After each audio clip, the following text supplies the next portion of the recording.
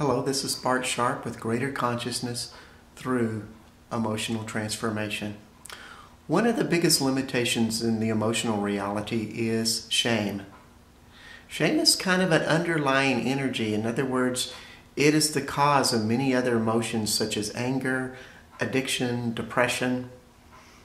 But shame is the one that is really where it all began. And, shame by definition is the feeling that you are unworthy. The message that you got in childhood that you are lesser than others.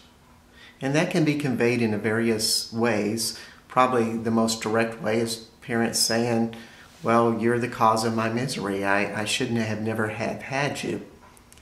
And there are people that have those. I've worked with those people. But also it could be maybe the parent isn't crazy about being a parent. They had the child under circumstances that were not agreeable to them. Or maybe the parent was struggling financially and they're kind of miserable and scared in their life about what they're going to do. Or maybe the parent is an alcoholic or very angry and they are aggressive in some shape or form.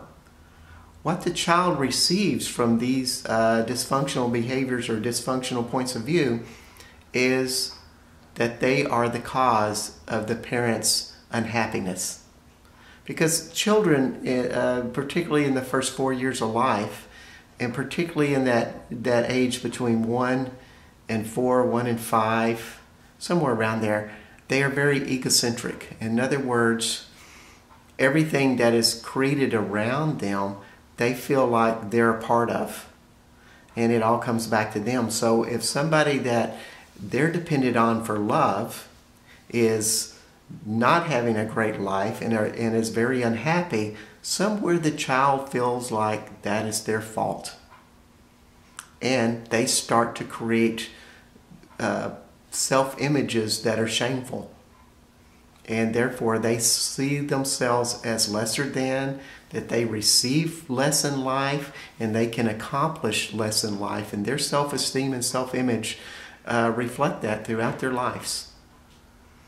And it's a real big basis of limitation.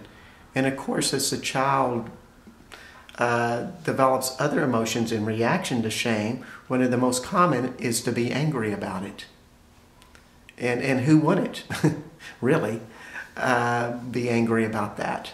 The most classic example is Adolf Hitler. He was very shamed, very abused by his mother and father who were demeaning to him. And he took all of that shame and brought it out into anger and dominance over other people. And had the calloused point of view that could do evil things.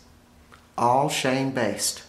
And that's really a lot of the classic example of shame is that case study. So with that in mind, how do you get rid of shame? Intellectually, it's very difficult to get rid of shame because this goes back so deeply into our self-image. What I have found through personal experience and with my clients, that doing shamanistic work, soul retrieval type of work, really is an effective tool to release shame.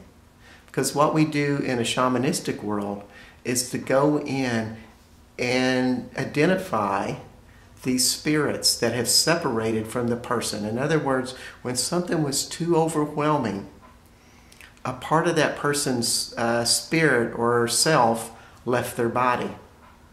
And the trauma stays in the body, and the part that is genuinely that person's left.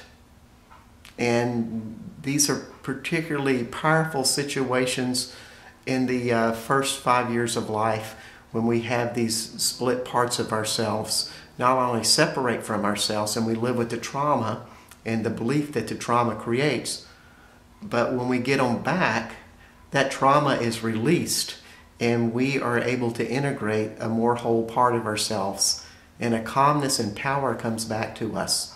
And as we learn how to do this and do it ourselves or do something similar to it, we can begin to have our power back.